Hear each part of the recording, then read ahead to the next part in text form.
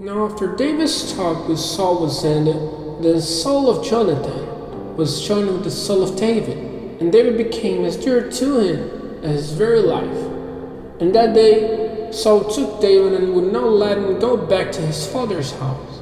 Then Jonathan and David made an agreement together because of Jonathan's love for David.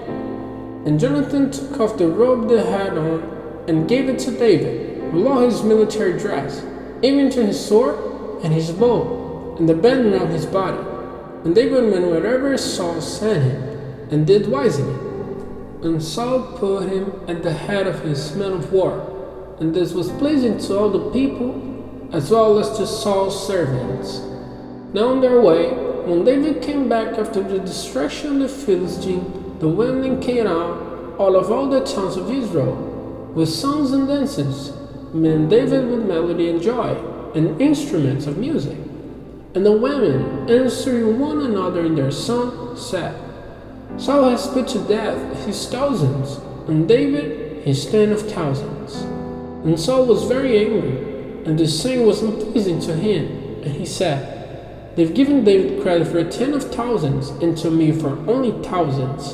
What more is there for him but the kingdom? And from that day Saul was looking with envy on David. Now on the day after, an evil spirit from God came on Saul with great force, and he was acting like a prophet among the men of his house, while David was making music for him, as he did day by day. And Saul had a spear in his hand. And Saul, balancing the spear in his hand, said, I'll give David a blow, pinning him to the wall. And David got away from him twice. And Saul went in fear of David, because the Lord was with David and had gone away from Saul. So Saul sent him away and made him a captain over 1,000, and he went about his business before the people. And in all his undertakings David did wisely, and the Lord was with him. And when Saul saw how wisely he did, he was in fear of him. But David was loved by all Israel and Judah, for he went out and came in before them. And Saul said to David, Here's my oldest daughter Merab, whom I will give you for your wife. Only be strong for me, fighting the Lord's wars. For Saul said, Let it not be through me that his fate comes to him, but through the Philistines. And David said to Saul, Who am I, and what is my father's family in Israel, that I am to be son-in-law to the king?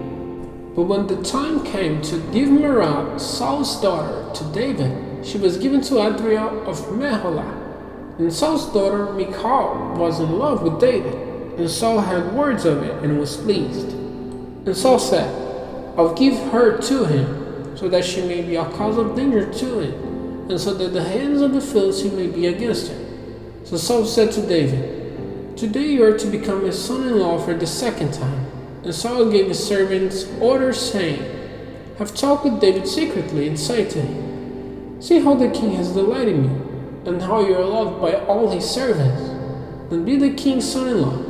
And Saul's servants said these things to David. And David said, Does it seem to you a small thing to be the king's son-in-law, seeing that I am a poor man, of no great name? And the servants of Saul gave him an account of what David had said. And Saul then said to David, The king has no desire for any prize, but only for the private parts of the 100 Philistines, so that the king may get the better of his haters. But it was in Saul's mind that David might come to his end by the hands of the Philistines. And when his servants said these words to David, he was well pleased to be the son-in-law of the king. And the days were still not past. So David and his men got up and went, and put to death 200 of the Philistines. And David took their private parts, and gave the full number of them to the king, so that he might be the king's son-in-law. And Saul gave him his daughter Michal for his wife.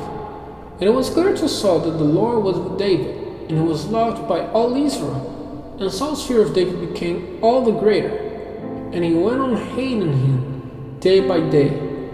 Then the rulers of the Philistines went out to war, and whenever they went out, David did more wisely than all the other servants of Saul, so that his name became greatly honored.